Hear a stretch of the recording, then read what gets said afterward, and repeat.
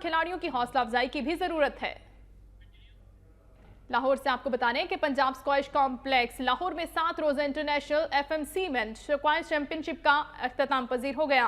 पेशावर से ताल्लुक रखने वाले फरहान महबूब और वकार महबूब के दरमियान फाइनल मैच खेला गया। दिलचस्प मुकाबले के बाद फरहान महबूब ने मुसलसल 3 सेट जीतकर छोटे भाई फरहान महबूब को शिकस्त दी और जीत का ताज अपने सर पर सजा लिया। जहांगीर खान और पंजाब स्क्वैश एसोसिएशन के सदर मलिक अमजद ने भी टूर्नामेंट का फाइनल देखने के लिए वहां पर मौजूद थे। जहांगीर खान ने फरहान महबूब क्वार्टर फाइनल के लिए जहांगीर खान को मीडिया से गुफ्तगू करते हुए कहा कि पाकिस्तान में स्क्वैश तरक्की कर रही है।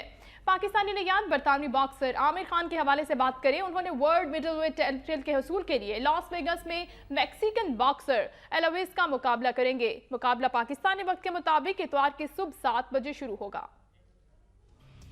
वेल्टर वेट कैटेगरी से मिडिल वेट तक का सफर कामयाबी से तय करने वाले Aamir Khan American boxer Floyd Mayweather से बाउट लड़ना चाहते थे, लेकिन मेवेदर ने इनका चैलेंज कबूल करने से इनकार कर दिया था, जिसके बाद आमिर ने मैक्सिको के कनेलो अल्वारेज को चैलेंज किया था, जो अल्वारेज ने कबूल कर लिया था। अल्वारेज ने अपने करियर में 48 मैचेस खेले और सिर्फ 1 हारे। आमिर खान ने 31 मुकाबलों में 3 मरतबा शिकस्त का मुंह देखा है। अल्वारेज ने आमिर को वर्ल्ड क्लास फाइटर करार देते हुए कहा कि मुकाबला